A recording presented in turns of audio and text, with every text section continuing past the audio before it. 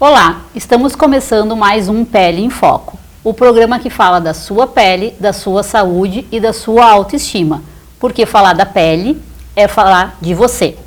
Eu sou a doutora Vanessa Martins Pinto, sou dermatologista, especialista em procedimentos estéticos faciais. E hoje a gente vai falar sobre um assunto que sempre tem dúvida nas consultas. As pacientes sempre levam essas dúvidas no consultório da dermatologia, que é o efeito do anticoncepcional, dos métodos contraceptivos na pele. E para isso eu trouxe a doutora Rebeca Rodrigues, que é ginecologista e obstetra, para tirar todas as nossas dúvidas. Porque a gente sabe que o uso do método contraceptivo, dependendo do tipo que ele é, dependendo do tipo de hormônio que vem nele, afeta muito a pele. Rebeca, obrigada pela tua presença aqui. Imagina. Que bom que tu vieste. Obrigada por ter me convidado. Para nós esse é um assunto que é o que mais tem no consultório, que as pacientes mais trazem para nós, né? Que as preocupações delas em iniciar um método, de qual método que elas vão iniciar, o que vai melhorar para elas em relação à pele, relação ao aumento de peso. É o que mais, as dúvidas que mais vêm no consultório. E no consultório da dermatologia também essas dúvidas são bem frequentes. Então me diz assim, de todos os métodos, dos mais utilizados, qual o que é melhor para a pele, que traz mais benefícios para a pele? Então, para as pacientes que não têm nenhuma contraindicação, que traz mais benefícios são métodos com estrogênio. Então, a gente acaba sempre usando os estrogênios combinados com uma progesterona para a gente ter um maior benefício deles. Nós temos vários tipos de estrogênio. O estrogênio que a gente chama de mais antiandrogênico, tá? Ele vai fazer uma melhora maior da pele, porque ele vai diminuir a testosterona livre no corpo, tá? Então, o que acontece? Essa testosterona que está sendo utilizada, ela vai diminuir exortismo, que a gente chama que é aqueles pelos na face, ele vai diminuir a oleosidade, o ressecamento, vai diminuir as manchas. Então, esse estrogênio que vai beneficiar toda a pele. Para vocês que no consultório de questão de dermatologia, vocês sabem bem, né? Esse anticoncepcional combinado que a gente fala, que usa estrogênio e progesterona, é o que traz mais benefício para a pele. A gente não é só a pele, realmente reduz a quantidade de pelos, reduz a oleosidade do couro cabeludo, mas também é importante a gente dizer assim, não pode sair por aí qualquer mulher utilizando o estrogênio, esse anticoncepcional combinado. Quem que não pode usar?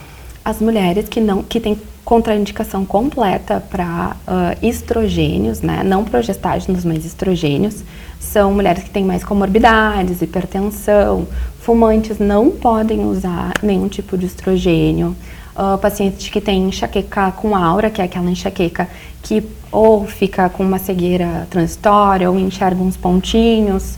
Então essas pacientes absolutamente não podem usar. A gente acaba usando um método que só tem a progestágeno para essas pacientes. E esse método que só tem progestágeno, quais são os principais efeitos deles na pele? Os progestágenos, dependendo do progestágeno, ele ou dá um pequeno auxílio, quase nada, mas dá um pequeno auxílio, ou ele não dá nenhum auxílio, ou ele dá um ressecamento grande na pele. Então, também depende muito da via que a gente vai utilizar ele. O que a paciente prefere de via. Se ela quer via oral, se ela quer injetável, se ela quer um DIU, um Implanon, algum outro tipo de método. Depende muito do tipo de progestágeno. Tá, e quais são, assim, os progestágenos? O DIU é o Mirena e o Cailina, né? O DIU, os hormonais é o Mirena e o Cailina que a gente tem no mercado. Eles têm uma duração em média de entre 5 e 8 anos. Como eles estão dentro do útero, eles têm essa liberação de progestágeno mais local. Então, eles não têm tantos riscos como se a gente vai tomar uma medicação ou fazer um injetável. E eles ainda têm o benefício de proteção endometrial, que diminui câncer de endométrio nas pacientes. Então, é mais um bônus que a gente tem. Um benefício. Mas, eles fazem o quê? Aumentam a oleosidade na pele e podem dar mais acne. Que daí a gente manda correr pro dermato. A gente vê bastante paciente que usa esse DIU medicado, que a gente fala, com um problema de piora da acne. E o que a gente fala para o paciente? Olha, tu vai ter que fazer uma escolha. Eu sempre falo para os pacientes, o uso do anticoncepcional, ele é uma balança entre risco e benefícios. A pele, o cabelo, no geral, entra na balança na parte boa. Mas existe uma série de outras questões que só o ginecologista pode indicar mesmo. E aí tem o Implanon também. Nós temos o Implanon, que é um outro tipo de progestágeno, que ele faz também como ele é progesterona, ele vai fazer um pouquinho mais de ressecamento. Lembrando que todos os métodos anticoncepcionais, quando a gente começa eles, a gente tem no mínimo um período de 3 a 6 meses de adaptação. Então não é só porque teve aumento de oleosidade ou teve mais acne que vai obrigatoriamente continuar depois desse período de adaptação. Então às vezes a gente precisa desse período ali de teste, que a paciente não desista do método até chegar a esse período para ver se realmente é do método que se vai passar ou não, né? Sim. Sempre peço para os pacientes, olha, quando chega lá para mim, né, tem que esperar, não dá para tirar também o DIU assim, correndo, ou o Implanon, porque realmente, depois de 6 meses, não que fique 100%, vai ficar com uma certa oleosidade aumentada, com acne, mas até para a gente ver o tipo de tratamento que a gente vai fazer, né? E a mini pílula, como é que é o efeito dela na pele? A mini pílula a gente chamava um progesterona, né? Que a gente dava para as puérperas antigamente, que estavam amamentando, para elas poderem usar só um tipo de progestágeno, né? Geralmente esse progestágeno que é dado na rede pública de saúde também, mas ela causa mais ressecamento. Sim. Especialmente em mulheres que são puérperas, né? Então que elas já têm um aumento de progesterona e a gente está dando mais progesterona, que é um risco-benefício, ou seja, a gente está evitando a gente está dando um meio de anticoncepção para ela não engravidar logo depois de ter um bebê. Sim. Né? Mas, ao mesmo tempo, causa mais ressecamento. A gente tem que olhar para ver se até atrofia em região vaginal, dá um pouquinho mais. Tem que cuidar bastante. E a gente vê bastante ainda nelas, no puerpério, ainda usando esse tipo de anticoncepcional. Pega bastante paciente ainda. Sim, e vou dizer, tem outros agora no mercado, são progestágenos mais novos, que a gente pode usar, que a gente sabe já que ou não tem interferência nenhuma na pele, ou que que tem um pouquinho mais de benefício, assim, que são derivados da espironolactona, que é um remédio que geralmente a gente usa como antiandrogênico, que é a diminuição de pelos, diminuição de oleosidade também. A gente usa a espironolactona até mesmo nos pacientes que estão tendo acne na mulher adulta, a gente usa muito a espironolactona. Na mulher que tem alopecia androgenética, que tem a calvície feminina, a gente acaba usando a espironolactona, é um ótimo tratamento. É mesmo. Mas para a acne da mulher adulta, hoje em dia, para não precisar usar isotretinoína naquela paciente que não quer ou não pode usar, a espironolactona acaba sendo uma opção por esse efeito antiandrogênico que eles têm, né? Sim. O bom, por exemplo, as pacientes que vêm muito em consultório com síndrome de ovário policístico, que é uma questão muito grande, porque a síndrome do ovário a gente chama como se fosse sinais e sintomas. Então, às vezes, as pacientes têm um distúrbio metabólico grande ali envolvendo e elas vêm muitas vezes sem menstruar. Então, quando a gente começa as medicações para elas, a gente às vezes começa a espironolactona. E aí, o que acontece? Elas voltam a menstruar, elas voltam a ovular, e daí tem que cuidar, porque às vezes elas engravidam. Elas acabam engravidando, porque tu melhora o perfil hormonal delas. Isso, e elas engravidam. Com uma medicação que não pode engravidar, né? Não pode usar engravidar usando a medicação. Espironolactona a gente tem que cuidar esse risco da e daí gestação. A gente fica naquela entre a cruz e a espada, assim. Tem que avisar, olha, cuidado, tem que usar outro método junto, porque senão, se usar espiro, às vezes melhora tudo e aí engravida usando uma medicação que não pode. E ficar de olho. E assim, mudando um pouquinho assim do assunto, né? O ovário policístico também é uma doença muito comum, muito prevalente em mulheres e que também dá muita acne e calvície também. E exortismo. E exortismo também. O exortismo é o aumento de pelos no rosto, né? E isso acaba aparece muito paciente assim na dermatologia, e às vezes é onde a gente faz o diagnóstico, faz uma ecografia transvaginal, faz a dosagem dos hormônios e acaba encaminhando para o gineco. Sim. Porque o ovário policístico também dá acne. Dá. E hoje em dia a gente sabe que tem muitas pesquisas, o tratamento do ovário policístico mudou bastante, né? Sim. Tem uma questão de rotina, de estilo de vida, de alimentação, não é só o uso do anticoncepcional mais. Às vezes a gente pede um exame de imagem, o clínico pede um exame de imagem, ou qualquer outra especialidade, e aí vem micropolicistos e ovarianos, e eles já dão como síndrome. A gente tem que diferenciar essas pacientes se é só um ovário que está policístico ou se ela tem a síndrome, porque é um distúrbio metabólico. Então, esse aumento de pelos, às vezes, são em regiões, a maioria das vezes, são em regiões mais masculinas, assim. Então, às vezes, aqui no peito tem, embaixo, que é o que mais incomoda elas, em relação à pele, assim. A pele. Elas acabam procurando muito a gente e a gente encaminha para dermato também, porque às vezes só a questão hormonal ali não é o suficiente, às vezes precisa fazer um laser, às vezes, ou outras coisas junto, é como se fosse uma coisa mais multidisciplinar mesmo, porque é difícil tratar. A síndrome do ovário policístico e essas alterações, assim, a gente faz muito laser para retirada de pelo, porque mesmo que tu volte com perfil hormonal, aquele pelo muitas vezes não melhora 100% e a gente não regride 100%. A gente é obrigado a fazer um laser. Sim. Né? Uma outra dúvida muito comum no consultório, que os pacientes têm medo, é o uso do anticoncepcional hormonal e a piora do melasma. Existe um certo mito de que o anticoncepcional seria o causador do melasma. A gente sabe que não é. Nem toda mulher que usa anticoncepcional tem melasma. Isso é uma tendência pessoal, né? Mas quais são os métodos para essa mulher que já tem melasma? Qual seria o método que menos dá problema, que seria mais seguro para essa mulher? Claro que sempre que a gente vai iniciar uma anticoncepção, a gente vai escutar as questões da paciente em relação ao que mais incomoda elas, né? O que mais me traz inseguranças na minha vida e tudo. A gente ouve pele, mas a gente tem que retirar toda a questão das comorbidades e tudo e ver realmente se ela consegue. Porque se ela conseguir usar um método com estrogênio, para ela vai ter um benefício, né, em relação a todas essas questões até de manchas, que diminui. Mas... Que diminui, eu falei diminuir, né? Que diminui.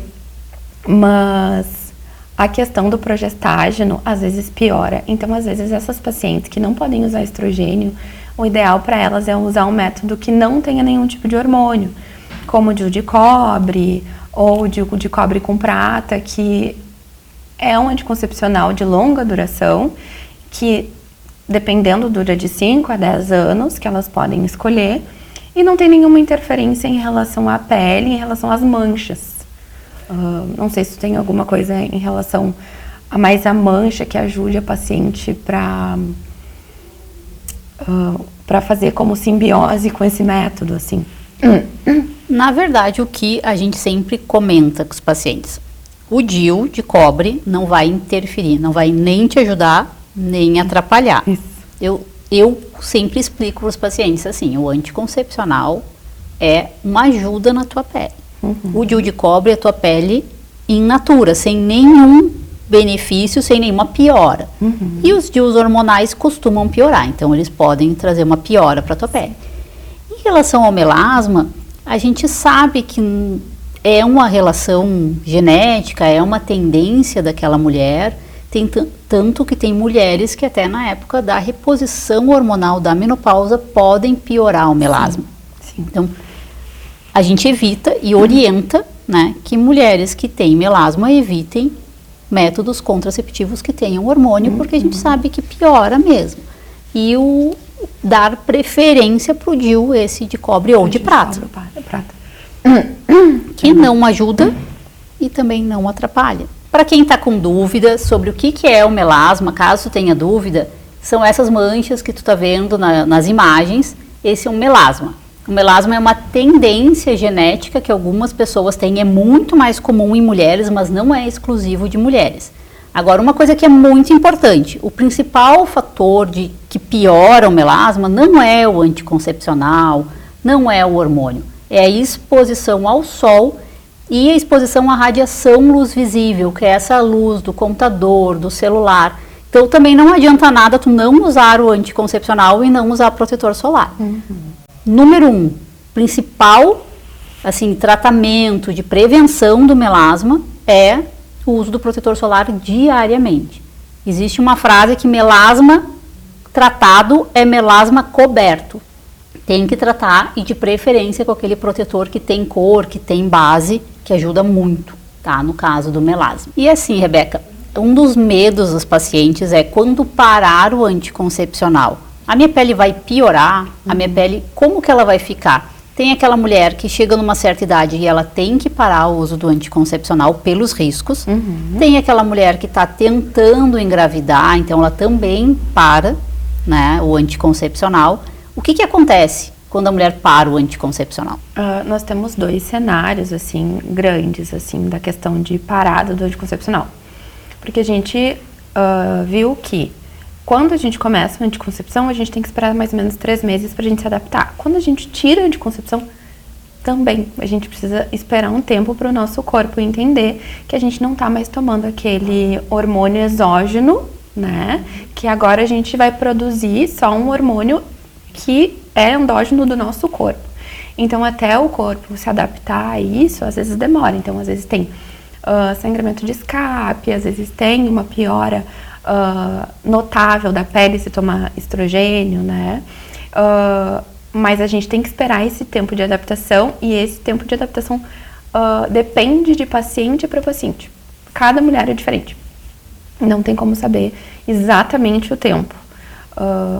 Mas geralmente temos uma piora da pele e um ciclo que vai ficar irregular um pouco na parada. Depois, o corpo vai retornando ao estado que ele era anteriormente. Anteriormente, claro, porque daí tira o efeito do hormônio e vai ser teu corpo natural, assim, sem nenhum efeito. E uma outra dúvida muito comum, quando as mulheres estão nesse processo de tentar engravidar, na estimulação da ovulação para tentar engravidar, seja para fazer uma fertilização, seja para o congelamento de óvulos, como que fica a pele nesse momento? Quando a gente tem a estimulação ovariana para a gente coletar os óvulos, a gente acaba dando uma dose maior de hormônios. Isso pode gerar um aumento da oleosidade, da acne na pele.